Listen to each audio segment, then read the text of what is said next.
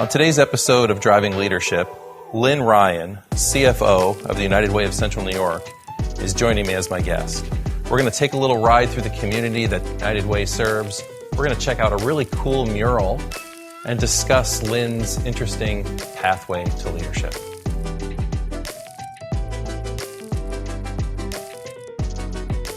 So Lynne, thank you for joining us today on Driving Leadership. I'm really excited about this conversation with you. The United Way, I think, is pretty well understood in the community. You make an amazing impact here. I'd like to learn more about the United Way with you. Sure. The United Way is a funding source for our community. All United Ways are part of a bigger picture. We are part of the United Way Worldwide, but we are each our own nonprofit. So we have the flexibility to do whatever our community needs, which is fantastic. We currently fund approximately 70 programs at 26 different nonprofits. Wow. And we've implemented something we call support grants, which is for the grassroots organizations who don't necessarily have the experience to meet our requirements for permanent funding, but they get these one-time grants for innovative new ideas that they are trying to do in the community. So that's a way that the organization is really innovating in the community. Yes, and we are partnering with groups like Micron, who's obviously coming to the area. Support. Yeah, good. We also have started a new program last year called Book Buddies. We recruit volunteers and we work on the reading levels for the youngsters in elementary school within the Syracuse School District. That is fantastic. Yeah, last year we were in 3 schools. This year we've been expanded into 6, which is great. That's really fantastic. Yeah. So you're the CFO. I and am. I think you play an IT role here right now as well. I do. So many hats. Yes. Many hats. I'm also HR and facilities. So. Okay. All right. So many hats. We right? call myself the queen of admin, but That's awesome. That's awesome. So, what got you in this role? Well, this multiple role, right? Yeah. And what drives you every day? Like, why do you get up in the morning? Well, I've always wanted to use my accounting degree for some greater good. And I am a very people-oriented person. I care about relationships. I care about making our community better. I've raised a child with special needs, and I've always worked in nonprofits since I moved to Syracuse. I came right after college and have been here ever since. So holding relationships as a core value, not just in your position, but in this organization must be so critical. Yes. Tell me about some of the most important relationships you have here at the United Way. Well, there's quite a few. It's really hard to limit and pick which ones are the best. That's good, However, I'm going to take it from a leadership perspective. Really what I do here is team build. My job was to come in and unify the team. And we have a culture here that is very unique and different. Everyone is thrilled to come to work every day. And, we all have our days where we drag out of bed and you don't want to go to work. Part of being a person, right? Right. Part of, Absolutely. That's called being a human being, right? Yeah. But for the most part, when we come together, we're so excited about the work that we do in our community and so excited about the team and the environment here that it's a positive, pleasant experience every day. Well, it's such an important mission. Right. And we're all valued, every single one from the top to the bottom, and no position is greater than another. It's great. Speaking of the community, part of our show's formula is to drive, get in the car, and take a little ride through the community and have conversation. You ready to go for a ride? I would love to go for a ride. Can I show you a new mural that was created on our Day of Caring? Please, yeah.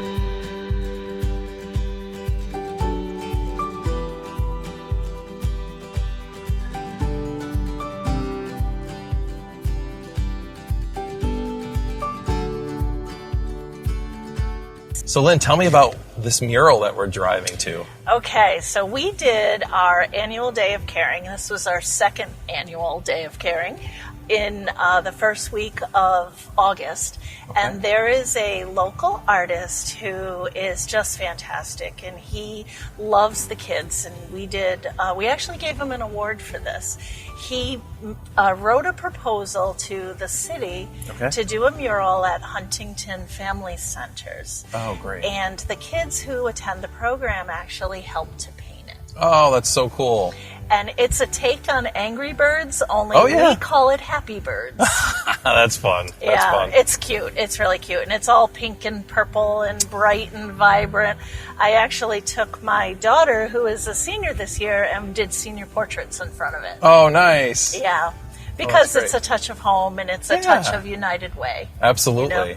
Absolutely. Yeah. So tell me more about the Day of Caring.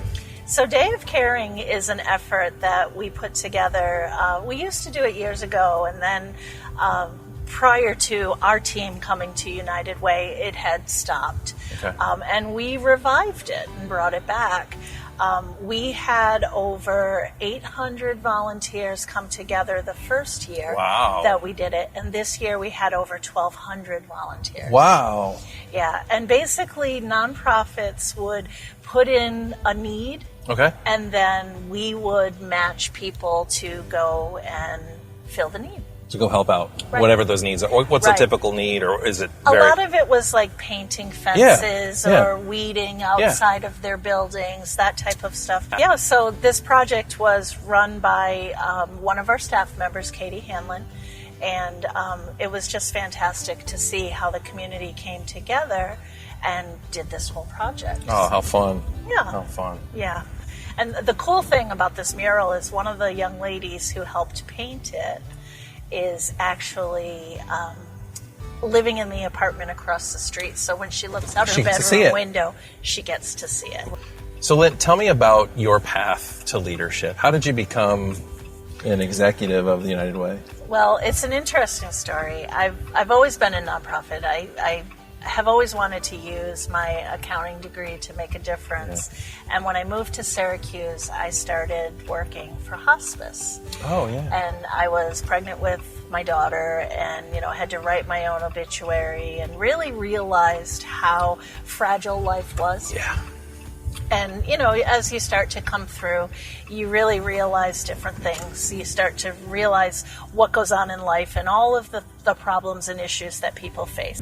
As I kept proceeding in my career, I left hospice and I went to a nonprofit called Center for Community Alternatives. Okay. They're the only agency of its kind in Syracuse. It's an alternatives to incarcerations agency. Oh, wow. I was hired as their assistant finance manager. Okay. And I stayed for 20 years. I absolutely loved the work that we did, and I learned many, many valuable lessons there, but the most important, I think the way to sum it up and the most important piece of it is to capture it in one phrase, and that is, nobody wants to be remembered for the worst thing they've ever done. I love that. And society has a way of not allowing that. Yeah. So coming from an organization like that, we were helping people to re-enter society after being incarcerated. Or helping those kids who had incarcerated parents to not follow in their parents' footsteps. Sure. So employment opportunities, mentoring. Great. An after-school program at the alternative school. Awesome. All kinds of stuff like that. And it was phenomenal. When I started there, they were a small company that had approximately 9 programs. When I left, we had over 66. Holy cow. Wow, that's great growth. Yeah.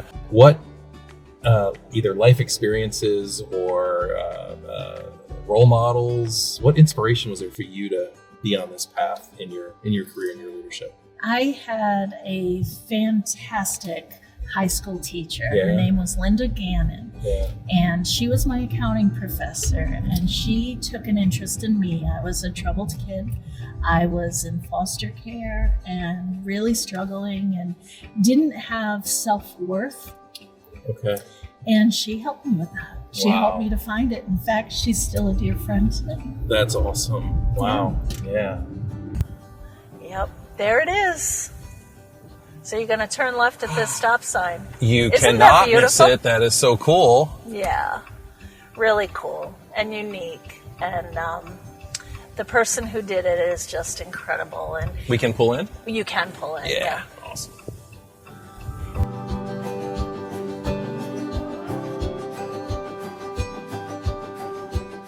So Lynn, what does a tight community mean, and who are all these names? So a tight community is the painter's idea of bringing together the kids who helped to paint this along with himself.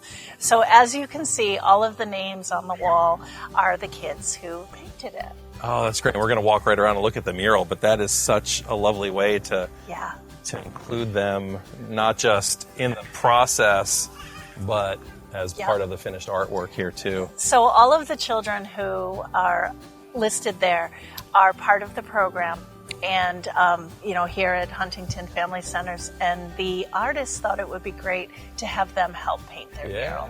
The scale is huge. Like up close, it's so different. Yeah, it is very, very unique and very different. It's a take on Angry Birds, but we're happy birds in this community. Yeah. Oh, it's so colorful and so fun. Some of them are singing. You can see the music notes. Yeah. Yeah. So I didn't tell you this. My previous career was actually in artist paints. Oh, really? And so we worked with a lot of mural artists. And there's an amazing challenge to getting a mural to scale to the building. And this is just stunning. I know. This is just beautiful. think it's fantastic. It really is. He did a great job. How fun. Oh, Lynn, thank you so much.